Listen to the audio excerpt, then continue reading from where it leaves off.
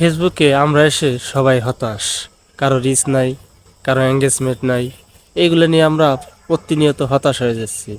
আসলে ভাই, ফেসবুকে কাজ করতে হলে এত অধৈর্য হলে হবে না, ধৈর্য নিয়ে কাজ করতে হবে। কারণ প্রত্যেকটা জিনিসই সফল হতে হলে তার কঠিন পরিশ্রমই কিন্তু সফলতা এনে দেয়। তো আমরা অনেকেই হতাশ হয়ে যাই, আমাদের রিচ নাই, এঙ্গেজমেন্ট নাই, ভিউ নাই, এগুলো হতাশ হলে চলবে না ভাই। আপনাকে যত্ন সহকারে কাজ করতে হবে, কঠোর পরিশ্রম করতে হবে, তারপরে আপনি সফলতা দেখতে পাবেন। কারণ সব কিছু যদি আপনি পেয়ে যান, তাহলে তো আপনি এই কষ্টের পরিশ্রম আপনার এগুলো আর দেখতে হতো না। এই অনুতাপটাই হলো আপনার পরিশ্রমের ফসল একদিন পাবেন ইনশাল্লাহ। ধৈর্য ধরেন, কাজ করেন, সফলতা আসবে। একটা এক্সাম্পল দেয়, যেমন ধরেন আমার ফ্রেন্ড ফলোয়ার ৬,০০০, এর মধ্যে ভিউ হয় মাত্র ৮০টা, ১০০টা, সর্বোচ্চ ২০০। এই আগে একটা সময় ছিল যে আমার ৩,০০০ ৪,০০০ ফলোয়ার ছিল, কিন্তু তখন ভিউ হয়তো মাত্র ২০টা ৩০টা। তার মানে কি একটু হলেও আগাইছে। এরকম আস্তে আস্তে ধাপে ধাপে আগাবে।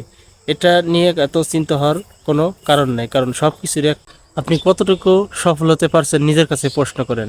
একটি সময় ছিল যে আপনি ক্যামেরার সামনে কথাই বলতে পারতেন না, আর এখন যাই হোক আলহামদুলিল্লাহ একটু একটু বলতে পারেন। তার মানে কি আপনার ওভার কনফিডেন্স কিন্তু একটু হলেও বাড়ছে। এরকম আস্তে আস্তে আপনার বাড়বে। কেউ কিন্তু মায়ের পেট থেকে জন্ম নিয়ে সব কিছু শিখে আসে না, আপনাকে ছোট থেকেই বড় হতে হবে। যারা বড় বড় পেজ চালায় তারা দেখবেন এক সময় অনেক কাজ করেছে, 7 বছর 8 বছর কাজ করে তারা এখনও কেউ সফল হতে পারছে, কেউ কিন্তু সফল হতে পারে না। তারপরে তারা কাজ চালিয়ে যাচ্ছে। এইভাবেই হয় সব কিছু।